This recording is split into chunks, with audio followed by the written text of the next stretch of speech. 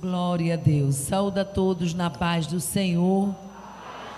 Podemos sentar em nome de Jesus. Eu quero louvar a Deus por poder estar com vocês aqui nessa noite. O Senhor preparou para nós este lugar. Aleluia. Já foi dito que Ele é, e eu confirmo mais uma vez, a pessoa mais importante deste lugar. E tudo quando parte desse princípio é bom, porque verdadeiramente Ele é. Aleluia, glória a Deus. Ele é o único que é grande. A gente vê muita gente comprido, mas grande só tem Ele. Aleluia, louvado seja Deus. Amados, em primeiro lugar eu quero agradecer a Deus o privilégio de poder estar aqui com os irmãos. Quero agradecer ao pastor da igreja, pastor Eliezer, a sua esposa, irmã auxiliadora. Para mim é uma alegria renovada revê-los, né? Quero agradecer à igreja de Candelária, que com certeza oraram por mim, né? E eu hoje estava ali no hotel meditando. Eu tenho uma história muito bonita com Candelária, né? E quero louvar a Deus pela vida do presbítero Jesuíno, a irmã Celi. Jesuíno foi um filho que Deus me deu aqui em Natal, e a gente se conheceu ministrando em Neópolis, né? Hoje meu esposo viaja comigo, mas quem me conhece sabe que de cara eu passo logo o recibo de antipática. Eu sou assim. Tem aquele hino que diz, né, Jesuíno, eu sou assim. Então pronto, sou assim. E aí eu me lembro que lá em Neópolis, naquela noite, irmão Jesuíno subiu e foi logo, ele é muito espontâneo, né? E foi logo chegando e dizendo que eu parecia com a mãe dele e queria tirar foto, e eu olhando escabriada para aquele irmão tão espaçoso. Era Jesuíno, irmão. E dali eu não sabia, Deus estava abrindo a porta para cumprir algo. Meu esposo sempre foi um apoiador e um impulsionador do ministério que Deus me tem confiado. E naquela semana, né, eu tinha umas fitinhas cassete. Naquela época, no ano 2014 para 2015, eu tinha essas fitinhas cassete. E ele chegou lá em casa e falou assim para mim: minha filha, o pessoal compra suas fitas. O povo ia comprar lá na loja, no comércio que a gente tinha. E o povo é tudo cobrando porque quer DVD. E eu, muito gorda, 123 quilos, né? Antes da bariátrica, eu olhei para ele, eu estava terminando de ajeitar a janta, falei: DVD? Ele disse sim. Eu digo: não, tem para que isso não vão ver a gorda não. E aí ele disse: oh, mas se Deus abrir a porta. Eu disse: eu poderia, já está caro gravar um DVD, eu poderia gravar se eu visse Deus trabalhando por mim na terra. Disse isso, terminei de fazer a janta, botei a janta. Quando foi mais ou menos assim, umas 10 e pouco da noite, o irmão Jesuíno tinha me conhecido em Neópolis. Ele ligou, disse: eu estou ligando para a senhora. Ele já sabia por onde eu vinha pregando aqui em Natal, ele sabia da minha agenda mais que eu. E aí ele: estou ligando para a senhora, porque Deus colocou no meu coração gravar o seu primeiro DVD.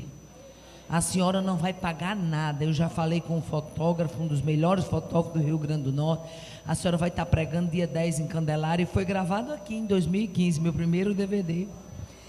E ele disse: a senhora só tem mesmo que orar, pedir a Deus para a palavra, porque o resto eu entrego à senhora, o DVD pronto, a senhora não vai pagar nada. E aí eu me lembrei do que eu tinha dito cedo da noite. Eu só poderia um dia gravar um DVD se eu visse Deus trabalhando por mim na terra. E o instrumento que Deus usou foi o irmão Jesuíno.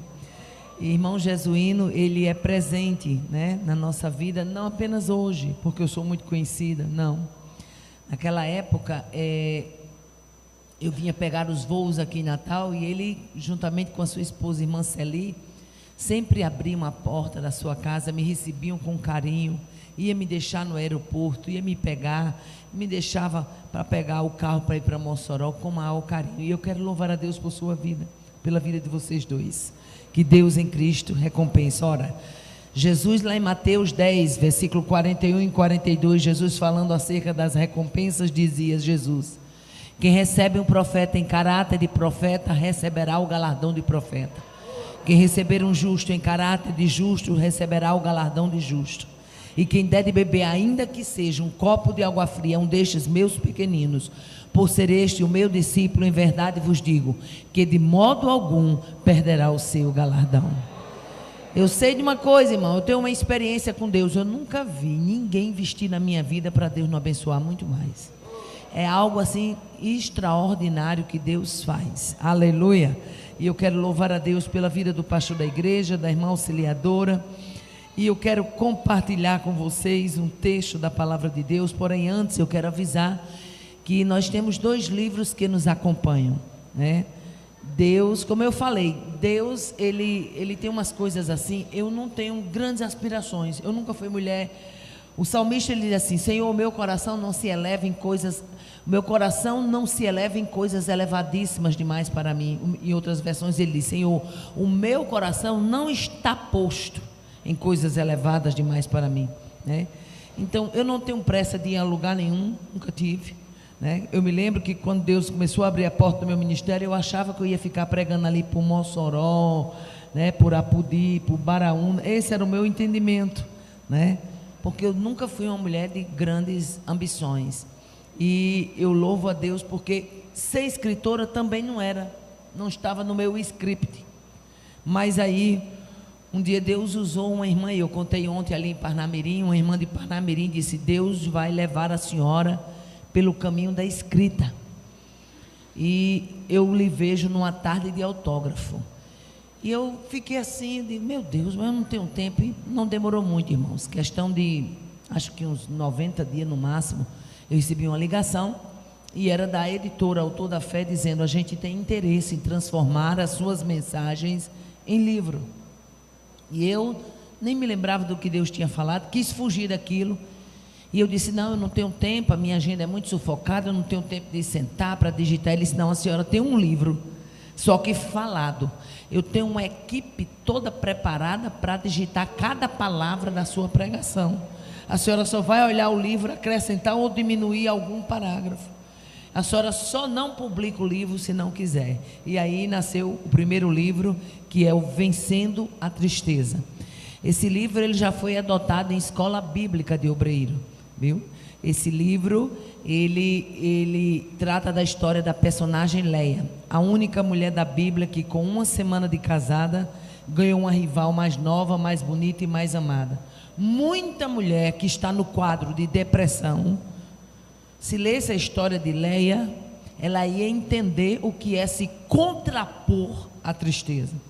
Leia, eu costumo dizer que é uma das personagens bíblicas, né? Tem pessoas que leem esse livro, pastor Eliezer, e dizem assim: interessante, eu não gostava de Leia, eu achava que Leia tinha sido uma intrusa na vida de Jacó.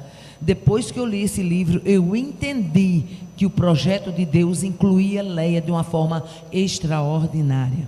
Então nasceu esse primeiro livro, e o segundo livro também da nossa autoria é esse aqui, Intercessão, um clamor necessário. Ele foi tema da minha monografia de bacharelado, e quando eu defendi a monografia, meu professor do Instituto Bíblico, ele olhou para mim e disse: a senhora tem um livro nas mãos, qualquer tempo que a senhora quiser, a senhora publica. Então esses 2 livros estão disponíveis para os irmãos ali, e eles têm um cunho missionário.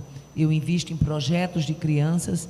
Tem um projeto que a gente investe em Moçambique, em Bolívia, em Gâmbia, e também aqui no Rio Grande do Norte, na cidade de Governador de Cerrosado. Amém, amados? Abramos as nossas Bíblias no livro de 1 Reis, capítulo de número 19. 1 Reis, capítulo de número 19. Nós vamos ler apenas os 4 primeiros versículos deste capítulo. Ele é bem conhecido.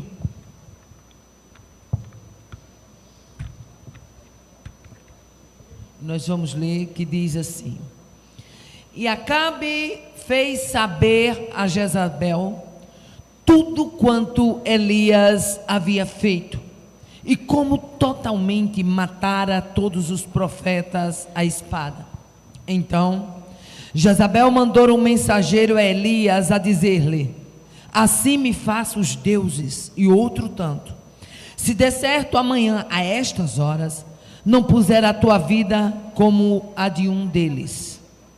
O que, vendo ele, se levantou para escapar com vida, se foi, e veio a Berseba, que é em Judá, e deixou ali o seu moço. E ele se foi ao deserto, caminho de um dia, e veio e se assentou debaixo de um zimbro, e pediu em seu ânimo a morte, e disse: já basta, ó Senhor, toma agora a minha vida, pois não sou melhor do que meus pais. Quantos podem dizer amém? Amados, livro de 1 Reis, capítulo 19, que trata da história, da continuação da história do profeta Elias. Profeta Elias, cujo nome em hebraico significa o Senhor é Deus. No capítulo 18 havia travado uma batalha apoteótica com os profetas de Jezabel. Deus fez algo extraordinário. E qual era a missão de Elias? A missão de Elias, em primeiro lugar, era levar Israel a reconhecer a apostasia. Era conduzir Israel de volta para o centro da soberana vontade de Deus.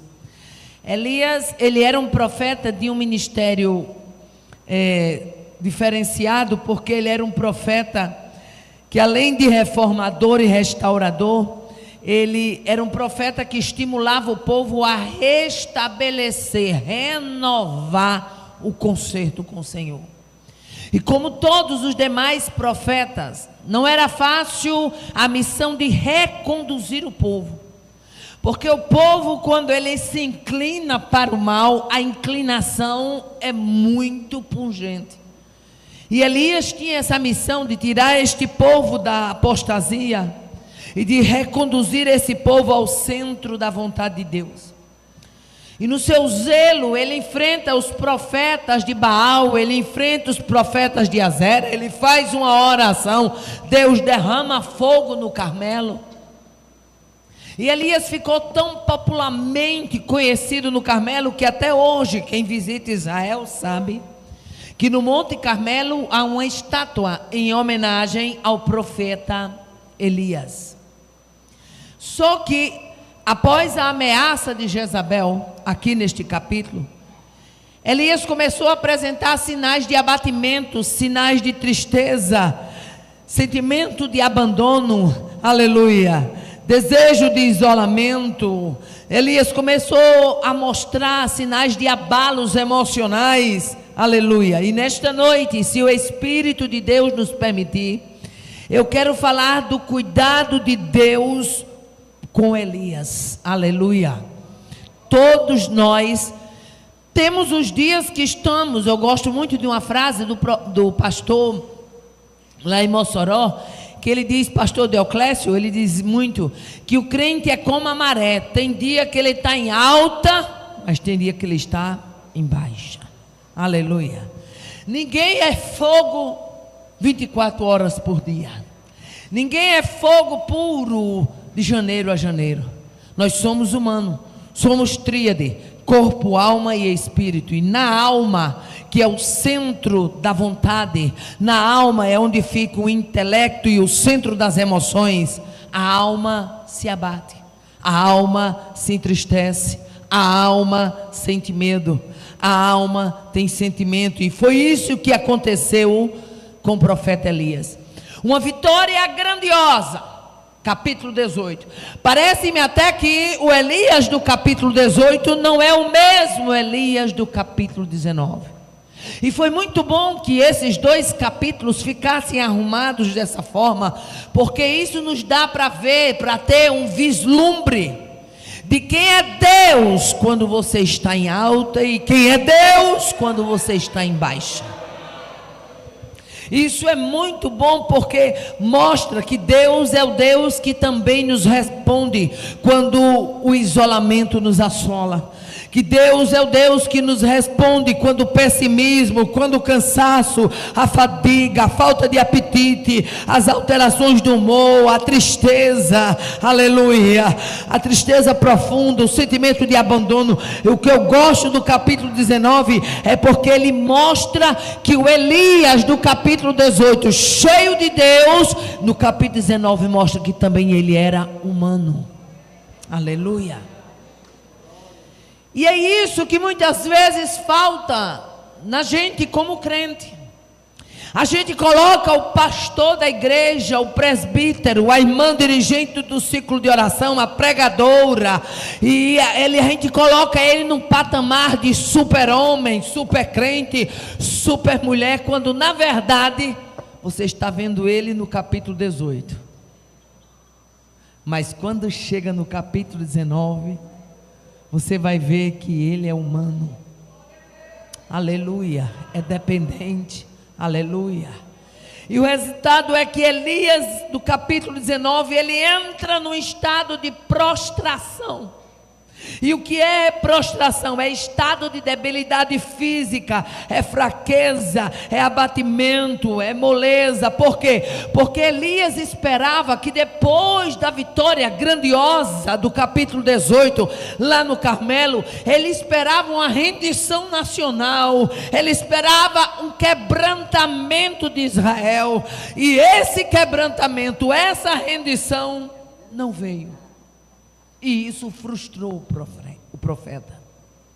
É como se você preparasse uma festa, quisesse batismo com o Espírito Santo, e quisesse cura, e jejuasse, e orasse, e botasse a turma para jejuar e orar, e nada acontecesse. É mais ou menos esse o sentimento de Elias. A experiência do Carmelo frustrou Elias, porque ele esperava. E esse esperar o desapontou. O desapontamento foi tão grande que Elias pensou em desistir de tudo. O desapontamento foi tão grande que a morte se tornou, naqueles dias, a última e única solução para Elias. Ele diz: já basta, ó Senhor, não sou melhor do que os meus pais, já basta, tá bom, toma a minha vida, eu estou entregando o crachá, eu estou entregando o ministério profético, eu estou entregando a ousadia, já basta, eu quero ficar quieto. Essa foi a primeira reação, aleluia, de Elias. Mas o que me chama a atenção é que Elias vai, a Bíblia diz no versículo 3 e 4, que ele veio para Beceba, aleluia, deixou ali o seu moço. Quando Elias vai para Beceba, que deixa o seu moço, a Bíblia diz que ele vai para o deserto. E o primeiro sinal que Elias dá é que quem está cansado tem isolamento.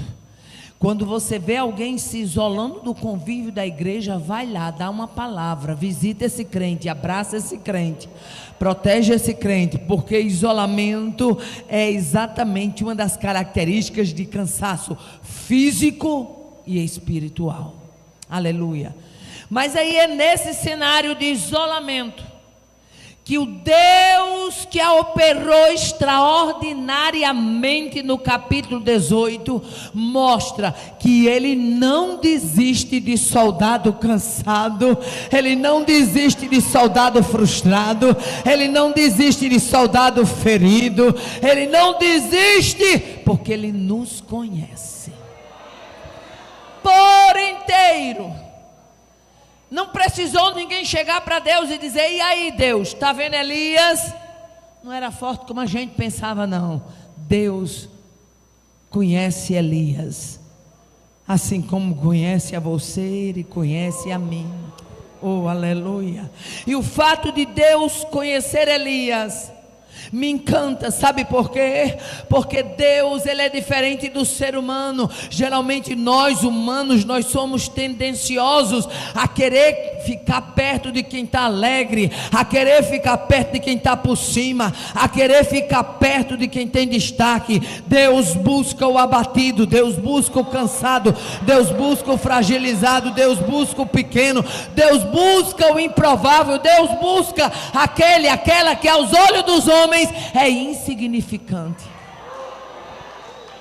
Oh, aleluia. Glória a Deus, aleluia. Como Deus cuidou de Elias. Capítulo 18, Elias cuida em defender o nome do Senhor. Capítulo 19, Deus cuida de Elias. Aleluia. Como é que você acha que Deus cuida de você quando você está cansado? Como é que você acha que Deus cuida de você quando você está abatido? Nós temos um Deus tão maravilhoso que na hora do abatimento Ele se revela por completo como um Pai zeloso, cuidadoso, amoroso. Primeira prova do cuidado de Deus com Elias. Elias vai para debaixo do zimbro. Aleluia. Elias fica lá e o zimbro, ele é uma planta da origem dos juníperos. O zimbro, ele é uma planta azulada, pequena, muito comum na Europa, usada na culinária e também em bebidas. Elias vai para debaixo do zimbro, pede a morte, e Deus resolve visitar Elias. Aleluia. E a primeira coisa que Deus faz com Elias, Deus em primeiro lugar, Ele cuidou da alimentação de Elias. Oh, aleluia. A Bíblia diz, ele deitou-se, dormiu debaixo do zimbro, e eis que então um anjo, olha que Deus amoroso, para o Elias cansado, ele envia um anjo com pão quente assado sobre a brasa, com uma botija de água. Aleluia. E o anjo toca Elias e diz, levanta e come. E quando Elias olha, a Bíblia diz, e junto à cabeceira estava um pão cozido sobre as brasas e uma botija de água. Comeu e bebeu e tornou a deitar-se. Quando você está cansado, não há um Deus que coloca o dedo em riste e te reprova. Há um Deus que chega, te alimenta, te hidrata, te cuida, te protege, te sustenta, porque Ele conhece a nossa estrutura. Rabá, Chocou, Bessé. E lembra-se de que somos pó. Aleluia. Está escrito. Primeira coisa que Deus cuida de Elias: Deus alimenta, Deus hidrata. Tinha pão assado sobre brasas e tinha botija de água. Aleluia. Muito diferente de como muita gente faz, né? Quando tem um crente mais fraco, fica mostrando os defeitos dele. Não faça isso não. Alimente o fraco, hidrate o fraco, fortaleça o fraco, ajude o fraco, estenda a mão para o fraco, levante o fraco, se ombreie com o fraco, seja apoio para o fraco, ore pelo fraco, caminhe com o fraco. Ramaya de Cassé Anamenibiaço. Oh, aleluia. Nesta noite é noite de saber que Deus cuida, que Deus ampara o cansado. Oh, aleluia. Segunda coisa que eu vejo como prova do cuidado de Deus com Elias: Deus cuidou do repouso do profeta, porque repouso é restaurador. Aleluia.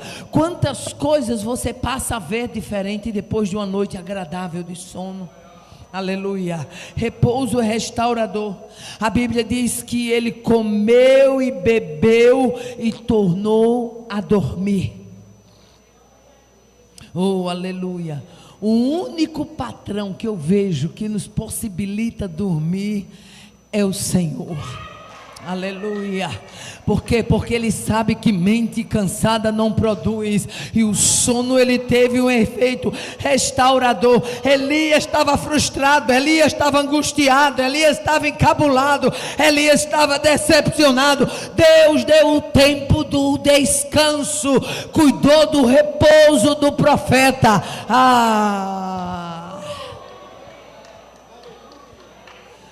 Deus sabe que se você não se cuida, você não tem estrutura para cuidar de ninguém.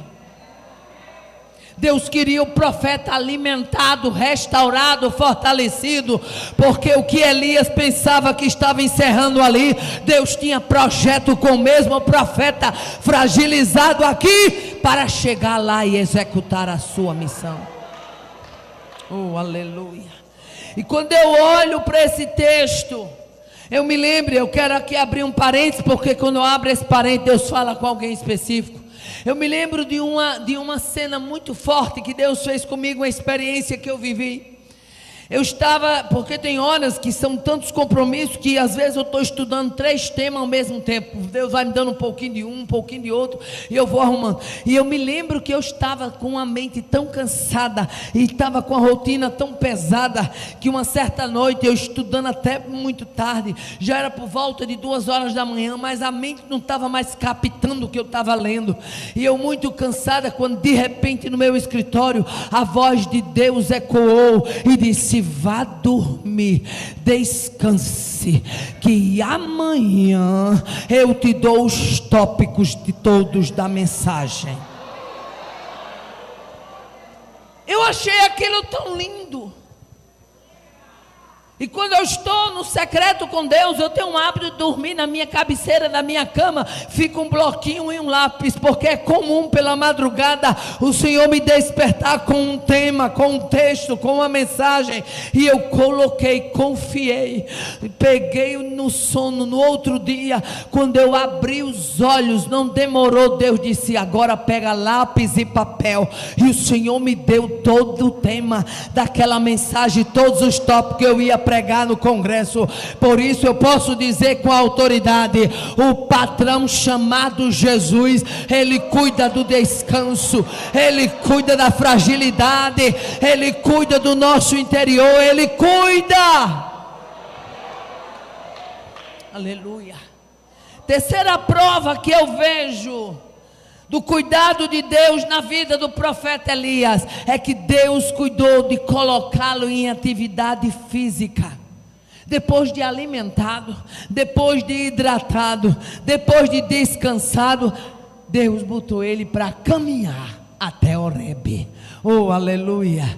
E a Bíblia diz: e com a força daquela comida, ei meu filho, muitas vezes você está cansado, está desnutrido, está abatido, está quase morrendo, mas chega na casa de Deus, é servido pão quente, é servido água para lavar a alma, para lavar as estruturas. Aleluia. Porque pão, quando ele vem quente do céu, ele alimenta, fortalece. A Bíblia diz: com a força daquela comida, Elias caminhou 40 dias e 40 noites até chegar em Horebe. A Bíblia não diz qual era o pão qual era o polivitamínico que tinha naquele pão, não. Mas eu vou dizer, é muito superior a Centro. A Bíblia não diz qual é aquela vitamina que tinha no pão, não, mas ela é muito superior a qualquer vitamina que você possa ver na internet ou comprar em farmácia. Sabe por quê? Pão que vem do céu, ele vem vitaminado, ele vem fortalecido, ele abre os olhos do que está cego, ele endireita o que está torto, ele desobstrui os ouvidos de quem está surdo, ele alinha o caminhar de quem não estava andando linheiro. Pão, quando desce do céu, muda a história, dá nova estrutura, fortaleza, ânimo, graça, vigor. E Satanás sabe que pão do céu é diferente. Oh, aleluia. Alimentou, hidratou, deixou dormir, deixou descansar, agora caminha. Oh, aleluia. Até Horebe. Sabe por quê? Porque Deus sabe que as atividades físicas, elas liberam serotonina, endorfina, aleluia, melhora o sistema imunológico, respiratório, circulatório. Comeu, bebeu, descansou, vai até Horebe, Elias. Oh, aleluia. Aquele que estava pensando que a sua história terminou aqui, Deus disse: eu tenho um projeto com você mais na frente.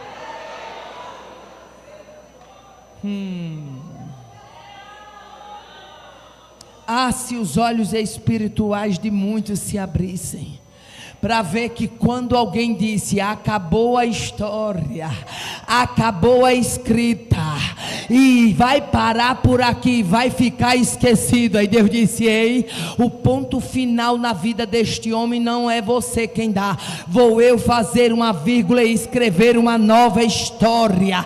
Quando muitos pensavam que encerrava lá, Deus escreveu outra história que está até hoje aqui.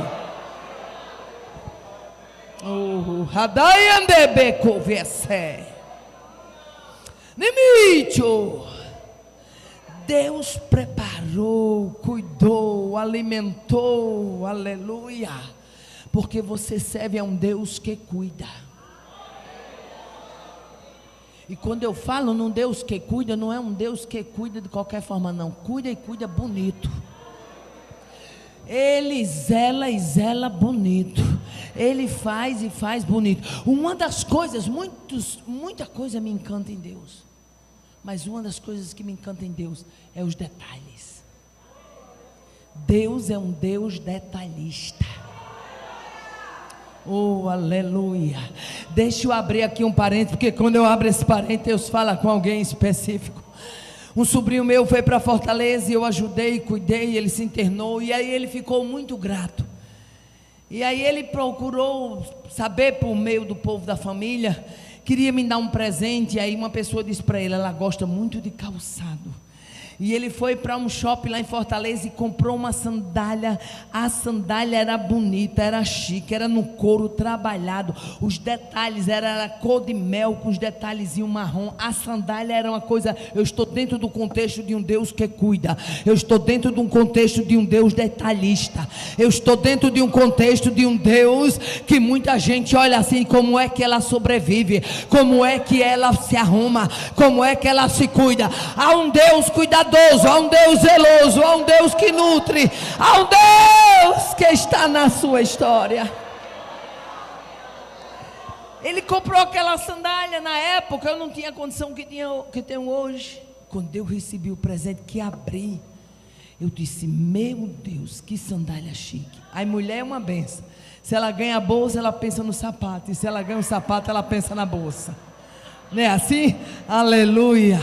E quando eu olhei a sandália, hoje não, hoje andam tudo, as cores são desconectadas, a bolsa de uma cor, o sapato de outra, não é assim? Mas naquela época era tradição, a bolsa era combinando com o sapato. E eu olhei e disse, meu Deus, que sandália arrumada, que sandália chique, uma sandália da Seconello. Eu falei, meu Deus, que sandália arrumada. Mas Jesus, eu não tenho uma bolsa para usar com essa sandália arrumada desse jeito. E eu me lembrei de um congresso que eu tinha em Recife. Eu falei, oh Jesus, eu queria tanto uma bolsa arrumada, mas rapaz, que sandália bonita, mas vou guardar ela, vou esquecer. Esquecer que nada, Jesus se lembra. Jesus é cuidadoso, é zeloso, é amparo, é refúgio, é refrigério. Enquanto você tiver esse Senhor, servo dele não passa vexame.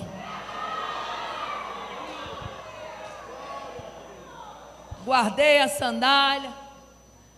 Quando foi aí com as 2 semanas, uma irmã ligou para mim e disse, irmã Aparecida, a senhora está em Mossoró? Eu disse, estou. Ela disse, irmã Aparecida, desde aquele dia que a senhora pregou numa congregação aqui, que as irmãs me aperreiam, não sai do meu mocotó, e disse que a gente tinha que dar um presente à senhora, porque a senhora veio pregar, e como sempre a senhora pregou, foi embora e a gente não lhe abençoou com nada. Pois eu estou indo na sua casa deixar um presente. Eu falei, está certo, irmã. Que hora a senhora está em casa? Eu digo, agora eu estou saindo para resolver umas coisas, mas tal hora eu estou em casa. Ela chegou lá em casa com uma caixa desse tamanho e disse, irmã Aparecida, está aqui. Isso aqui a gente comprou para a senhora. Tinha chegado recentemente em Mossoró, na época, uma loja top, só de bolsa top, que era exatamente uma extensão do Shopping Iguatemi lá em Fortaleza. E essa loja estava em Mossoró na época, hoje já não está mais. E ela ela disse: a gente comprou para a senhora, abra aí. Quando eu abri, a bolsa mel, o mesmo couro, o mesmo detalhe, do mesmo jeito da bolsa, aliás, da sandália. A bolsa parecia o que tinha sido comprada, a pareia junto. Aleluia, glória a Deus. Eu estou dentro de um contexto de um Deus que cuida, de um Deus que zela, de um Deus que faz, de um Deus que alimenta, de um Deus que te projeta, de um Deus que conhece a sua história. Pode até ninguém conhecer e achar que você caiu de paraquedas, mas o Deus que viu você no capítulo 18 é o mesmo que se responsabiliza. Oh, aleluia. Oh, glória a Deus, aleluia. O quarto cuidado que eu vejo de Deus na vida do profeta: Deus providenciou a mudança de cenário, mudança de ambiente. Oh, aleluia. Deus mandou Elias ir para Horebe, tirou Elias lá da arena da batalha, tirou Elias do ringue da oposição, a arena da batalha, o ringue da oposição. Deus tira Elias e manda ele para Horebe, a montanha do Sinai. Aleluia. Por quê? Porque na montanha do Sinai o profeta tinha boas lembranças, aleluia, de fé, de fortalecimento. O Sinai tinha uma grande representatividade para os profetas da época, aleluia. O Sinai era representatividade para o povo judeu, aleluia. A batalha de Elias estava travada com Jezabel e seus profetas, aleluia. E Deus tira Elias desse ambiente tóxico, desse ambiente estressante, tira Elias daquela zona de conflito, daquele ringue terrível, e leva Elias lá para Horebe para dar um tempo. Ei, você não é capaz de analisar, de entender o que Deus vai fazer para poder lhe dar vitória neste cenário. Oh, aleluia. Muitas vezes Ele providencia a mudança de ambiente. O que é isso? É o Deus que cuidou de Elias, tirando do ringue da oposição e colocando em Horebe para que ele tivesse um tempo de refrigério.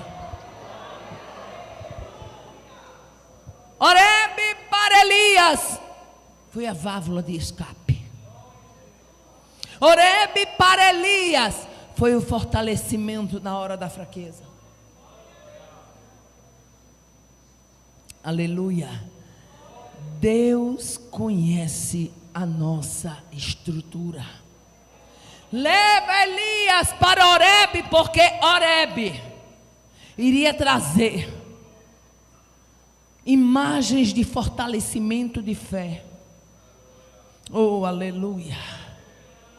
Horebe iria trazer para o profeta fortaleza.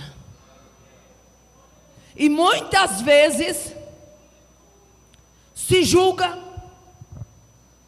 se pesa, se acha importante diante dos profetas de Deus. Mas nesta noite eu quero dizer com autoridade e com a graça que o céu me dá: tenha muito cuidado como você avalia profeta. Tenha muito cuidado como você avalia quem tem intimidade com Deus, porque o dono dele não dorme. Oh, aleluia. Porque tem uma turma que se acha autossuficiente, importante, porque se acha poliglota, sabedor, vem para a igreja como se tivesse uma fita métrica, mede um, mede o outro, mede a palavra, mede Bíblia, mede ação, mede isso. Quem é você?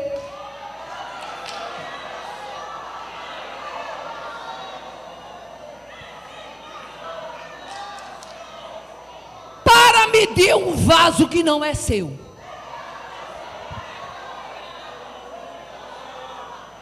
Rabá, tocomené, viessé. Limite. Ah, porque eu sou doutor pós-graduado. Ah, você não conhece quem é o Deus a quem nós servimos. Oh, aleluia. O Deus do pequeno, o Deus do fraco, o Deus do abatido, o Deus que fortalece, o Deus que se revela, o Deus que dá estrutura, o Deus que escreve nova história, o Deus que levanta o profeta e dá alimento. Ninguém teria a força para caminhar 40 dias, não, meu filho. Mas quem está turbinado pelo céu vai 40 dias até Horebe e chega lá. Sabe por quê?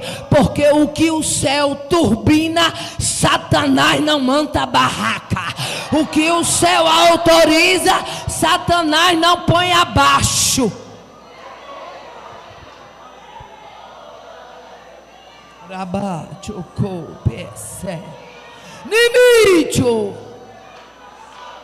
Eu não sei qual é a mudança de cenário, mas uma coisa eu sei, é que Deus, para lhe dar vitória numa causa, Ele muda cenário, Ele muda gente, Ele muda situações, Ele muda orações, Ele muda propósito, Ele muda o que Ele quiser, sem pedir permissão a ninguém, porque Ele é Deus. E na vida de Elias, ele mudou o cenário. Tira daqui, vai para Horebe. Oh, aleluia. O que mais Deus providenciou para o profeta? Deus providenciou no meio desse cuidado. Depois de alimentar, hidratar, depois de cuidar, depois de mudar de cenário, Deus providenciou ocupação para Elias. Sabe por que Deus providenciou? Porque Deus sabe que todo crente decepcionado, o primeiro impulso dele é parar. Sabe por que foi que Deus providenciou? Porque Deus sabe que todo crente abatido, a primeira reação dele é entregar o crachá. Sabe por que foi que Deus providenciou? É porque Deus sabe que para todo crente que está decepcionado com qualquer situação, a primeira mensagem que chega do inferno é dizendo: chegou a hora de você retroceder. Deus prepara, aleluia, ocupação para Elias. Por quê? Porque mente desocupada é terreno fértil para o inimigo trabalhar. Oh, aleluia. Já estava alimentado, já estava hidratado, aleluia, já tinha mudado de cenário, aleluia. Agora Deus resolve, aleluia, providenciar a ocupação. Eu gosto muito da versão NTLH, o Salmo 64, versículo 6, que diz assim: o coração e a mente do ser humano são um mistério. Oh, aleluia. Deus conhece o mistério que é o coração e a mente. Quando chega no versículo 7, diz assim: e o anjo do Senhor tornou segunda vez, o tocou e disse: levanta-te e come, porque muito comprido te será o caminho. Mas eu estou pensando em desistir. Levanta e come, porque ainda tem história lá na frente. Mas eu estou querendo parar. Levanta e come, porque eu tenho um propósito lá na frente. Mas eu estou querendo retroceder. Basta, tira a minha vida. Conversa é essa, Elias? Levanta e come. Há uma história que eu estou escrevendo. Eu não coloquei o ponto final, eu estou só dando a vírgula.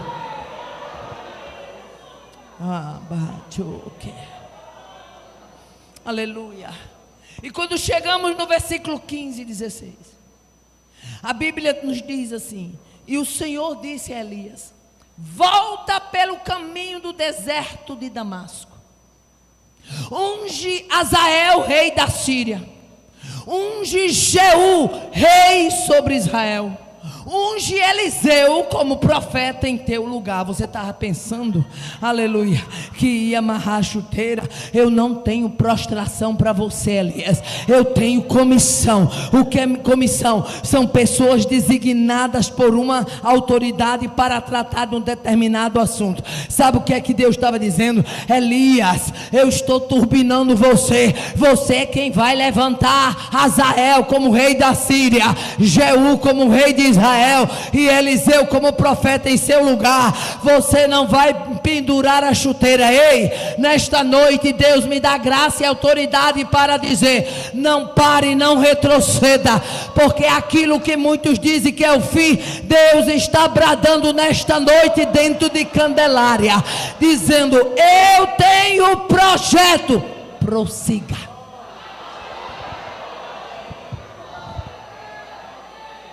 Ah, mas eu não tenho espaço, prossiga. Ah, mas ninguém me vê, prossiga. Ah, mas estamos achando isso, prossiga.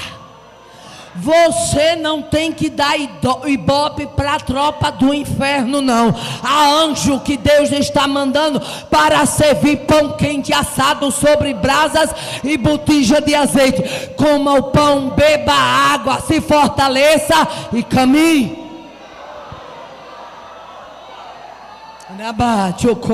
Coma o pão, beba água, Rei que se fortaleça e caminhe. Dá para você bater nesse crente que está do seu lado e dizer para ele: coma o pão, beba água, se fortaleça, se fortaleça.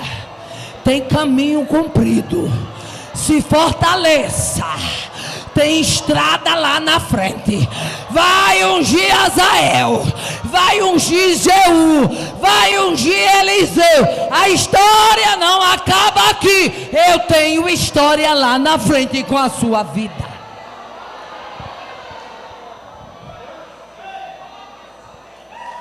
Rema yodo kese richo. Parece que eu estou vendo o inferno preparado, o salão de recepção de Satanás já pronto para tocar trombeta, achando que estava terminando o ministério profético de Elias. Nesse contexto de prostração, aleluia, Elias estava pensando: acabou, aleluia. Deus disse: eu ainda tenho uma outra história.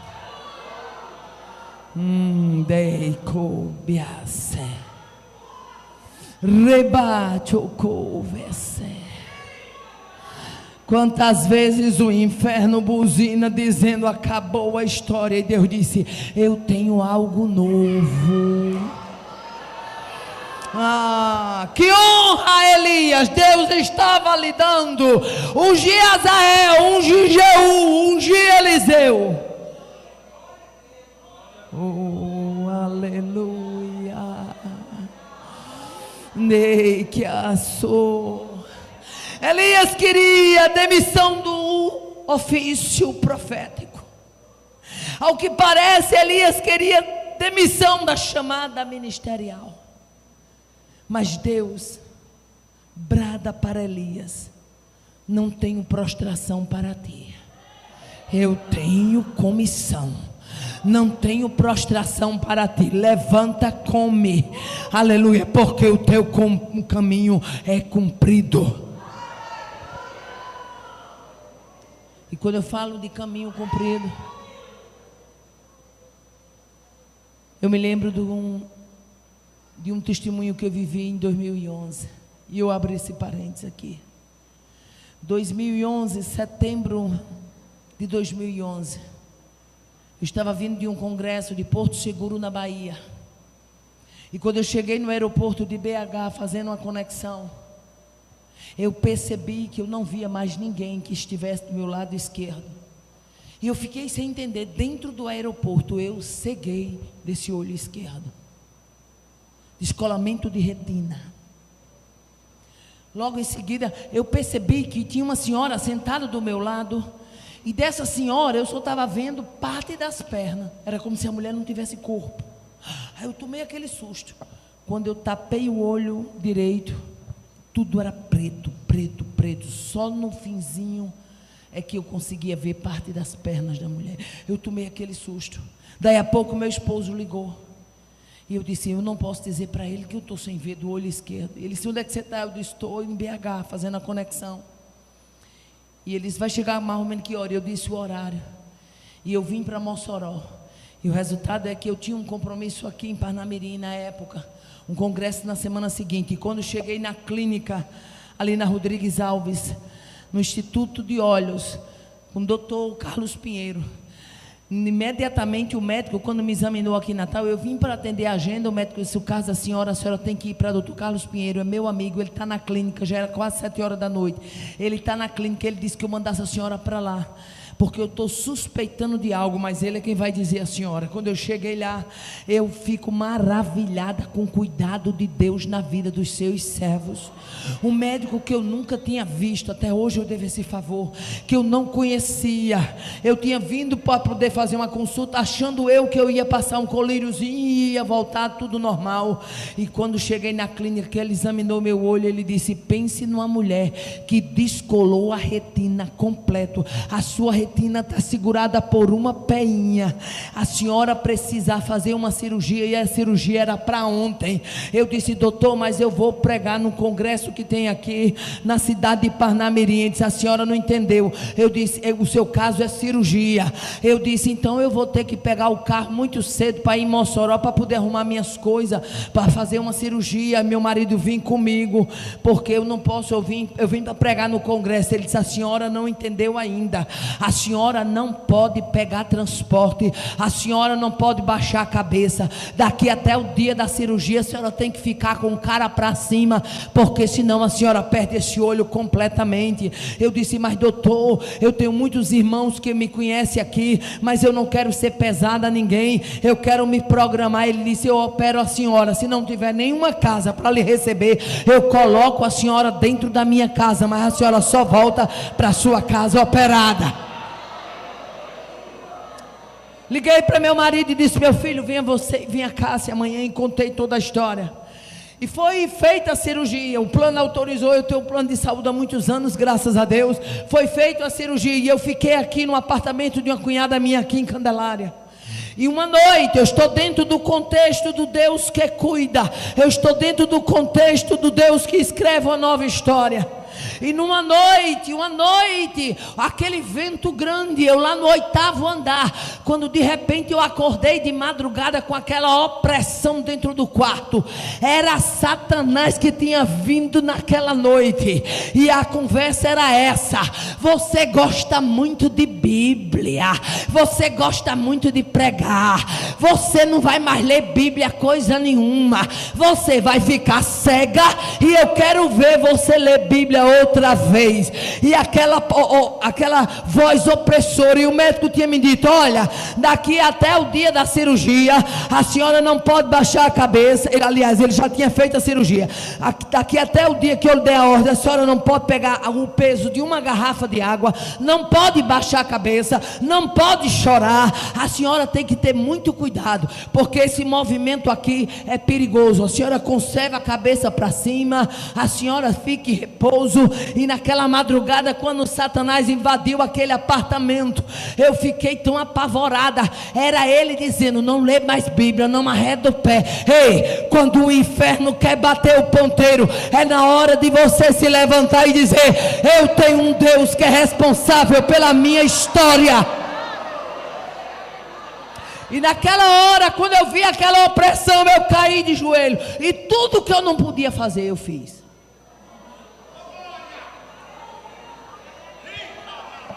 Baixei a cara no pó, chorei ao ponto do meu rosto deslizar. Aquela voz opressora estava ali, e eu tinha que guerrear, porque cada um sabe as batalhas que enfrenta. E quando eu comecei a chorar, e orar e clamar, de repente veio assim, era como se fosse um raio que entrou por dentro da janela daquele apartamento e fez tchum, em cima da minha cabeça. Quando o raio tocou, a mulher ficou de pé. Oh, aleluia! Deus me deu uma língua nova. Eu saí falando em língua dentro daquele apartamento, minha filha dormindo, Deus não deixou ela acordar, eu batendo dentro desse apartamento, cheio da ousadia, cheio da graça. Sabe por quê? Você tem que entender que quando Deus se revela, o inferno retrocede.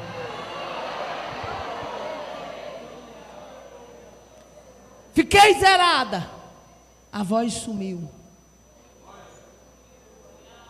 Será que Satanás tem raiva de quem lê Bíblia? Agora tu que não está lendo, ele não tem não. Adormeci. Quando adormeci, Deus me visitou e me deu uma revelação. E aquela revelação, setembro de 2011, eu chegava num ambiente assim como que fosse esses lugares que tem que vende planta. E tinha muitas plantas, muitos vasos, muitos jarros. Aleluia. Eu estou dentro do contexto do Deus, aleluia, do Deus que se revela e que não deixou que a história de Elias terminasse ali. E quando eu chegava naquele ambiente, aquele ser me acompanhava, ele falava comigo e eu entrava e eu começava a sentir o cheiro de estrumo, aquele cheiro bom, cheiro de terra molhada, cheiro de estrumo. E ele dizia: está vendo todos esses vasos? Eu dizia: estou. Eu nunca vi até hoje tanta beleza de vaso como eu vi naquele dia, naquele sonho.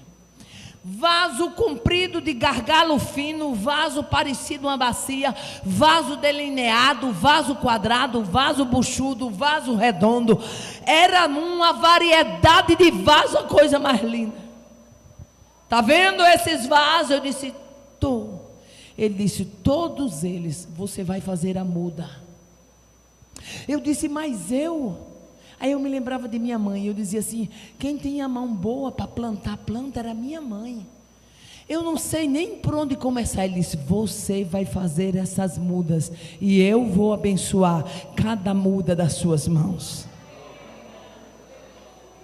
Eu acordei, meu Deus, que muda é essa?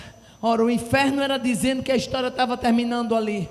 2012, aleluia, chega pastor Miranda em Mossoró, me chama no gabinete. Eu disse: pastor, eu coordeno por enquanto o ciclo de oração, entreguei em setembro agora, mas eu quero dizer para o senhor que eu não tenho cargo nenhum. O senhor é o pastor da igreja, fique à vontade para o senhor colocar quem o senhor quiser. Ele disse: minha filha, aleluia, eu já sei da sua história, pastor Martins já me passou, fique tranquilo, permanece você. Pelo contrário, eu mandei ele chamar aqui, porque eu vou abrir novos setores, e eu não vou, tudo continua do mesmo jeito. A senhora é quem bota, a senhora é quem tira, a senhora é quem muda. Eu vou abrir novos setores, a senhora vai levantar novas mulheres, vai levantar novas coordenadoras. E na mesma hora o Espírito Santo bradou e disse: eis aí os vasos que tu vai fazer novas mudas, e eu vou abençoar. Ei, Elias, a sua história não termina assim.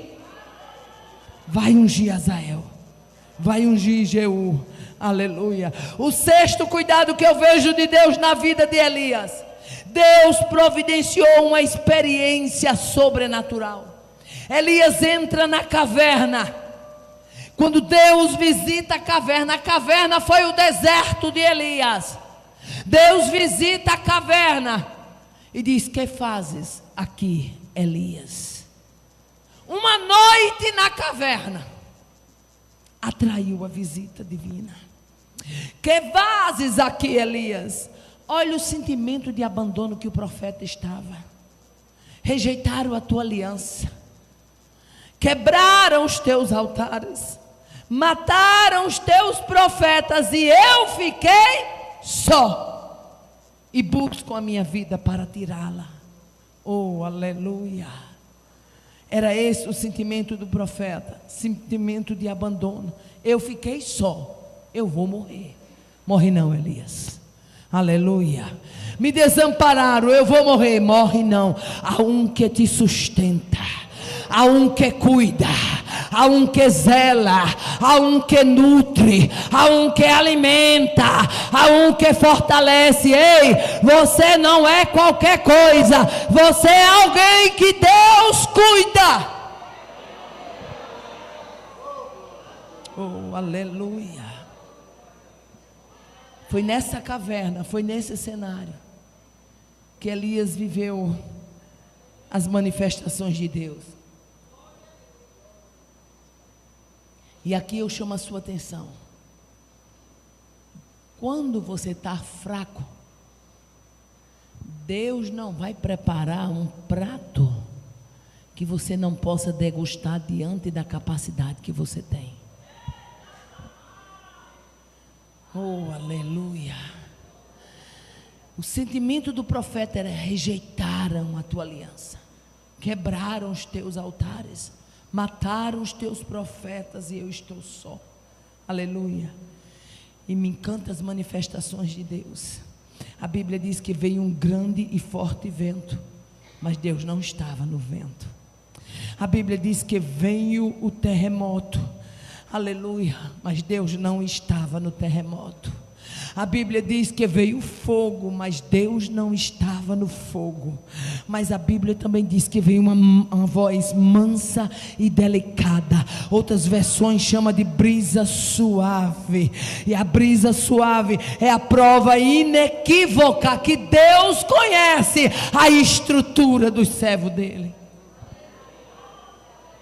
Elias estava fragilizado. Deus não ia falar com Elias em tom de carão, não. Deus ia falar em tom manso. Oh, aleluia. Glória a Deus, aleluia.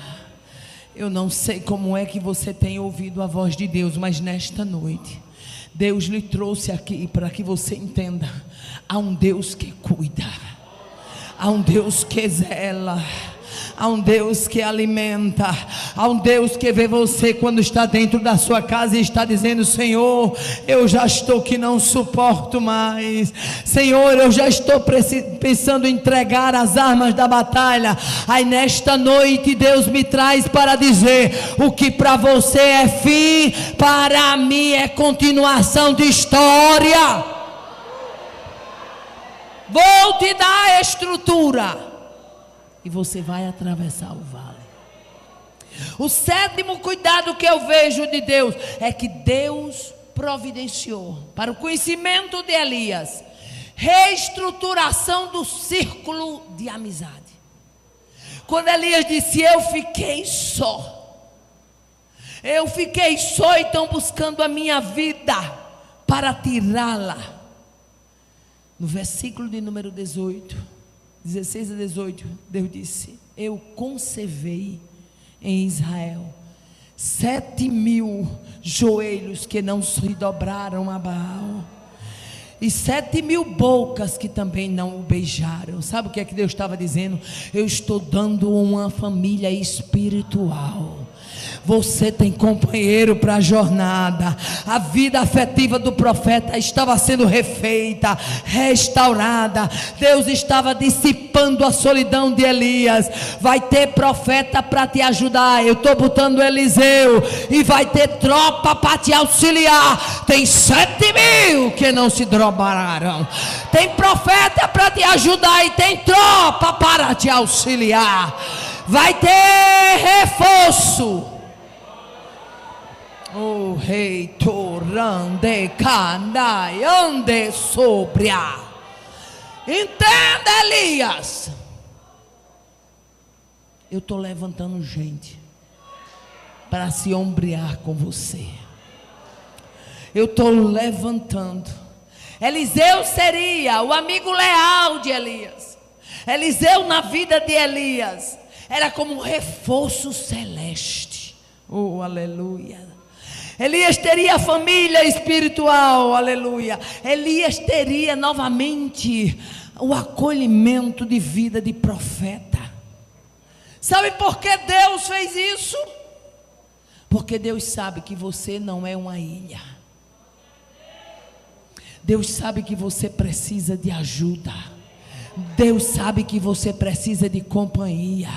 E é muito bom quando você tem uma companheira, quando você tem um companheiro que você está fraco e ele chega, coloca a mão no seu ombro e diz assim: vou orar por você, vamos combinar um jejum. Deus vai escrever uma nova história. Deus vai bradar neste vale. Ei, Elias, tem 7.000 joelhos que não se dobraram a Baal. A tua história não terminou. Você vai ungir 2 reis e profeta.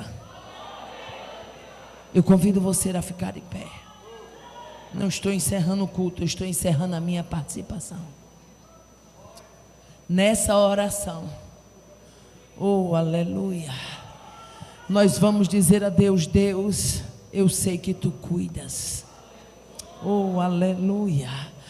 Amanhã está começando uma nova semana, uma semana de desafio, mas você vai entrar na segunda-feira sabendo que Deus cuida, sabendo que Deus alimenta, sabendo que Deus lhe dá o tempo do descanso, sabendo que Deus renova a sua estrutura. Não censure quando alguém aparecer cansado na caminhada. Vai lá, dá um abraço, dá uma palavra, porque tudo que ele está precisando é saber que você faz parte do ciclo dos que não se dobraram a Baal.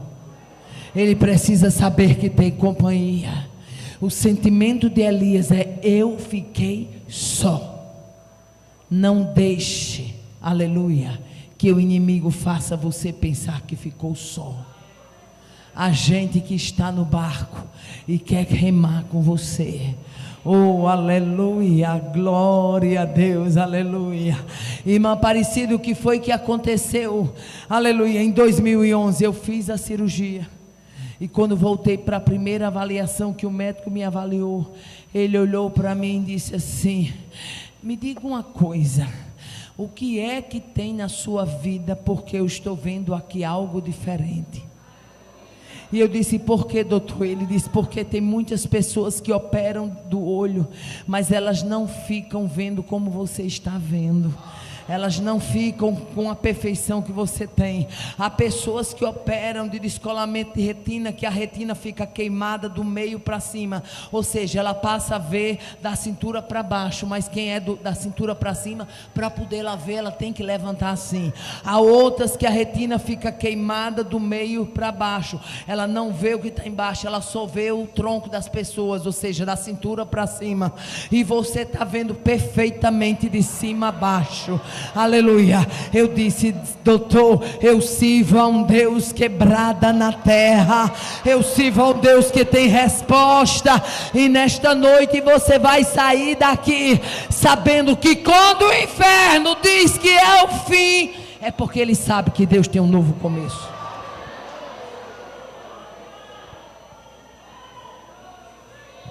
Eu não conheço ninguém que o inferno tenha tentado parar, para ele, para ela não ser uma bênção, porque o inferno sabe que você de pé é prejuízo, e ele quer que você engate a marcha ré, mas nesta noite você ganha marra de crente, ousadia de crente, fortaleza de crente, certeza de crente. Ei, quem escreve a tua história, Elias, não é o inferno. Quem escreve a tua história é quem te levantou no Carmelo e quem te levanta da caverna. O Deus do Carmelo é o Deus da caverna.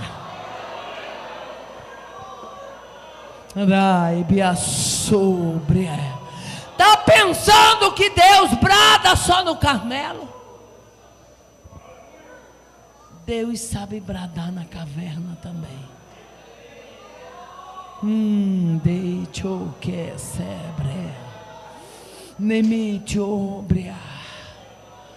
E nesta noite você vai desligar a radiola do inferno que vem tocando a buzina no teu ouvido e vai dizer: eu creio, aleluia, que o Deus quebrada no Carmelo é o Deus quebrada na caverna.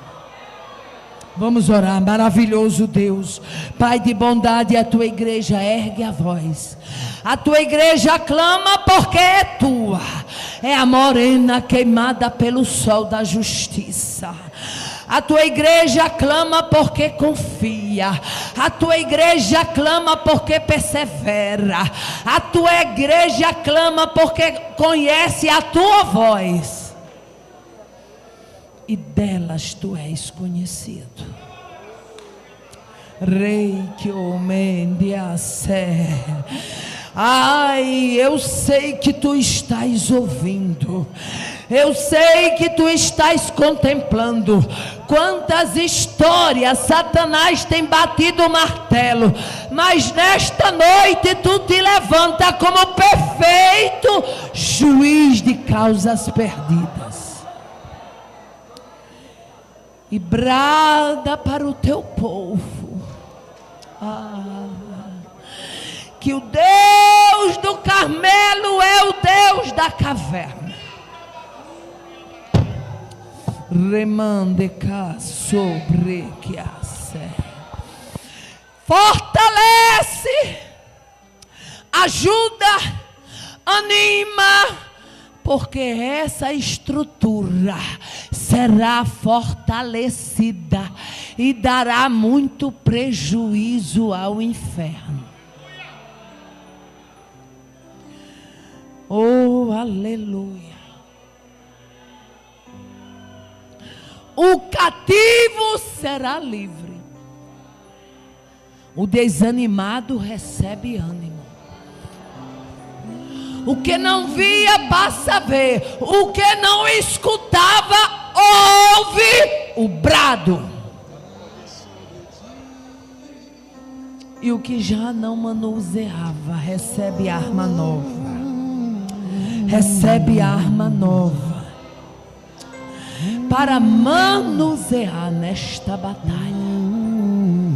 Eu creio e já te agradeço em nome de Jesus. Que Deus nos abençoe. Agradeço a oportunidade em nome de Jesus.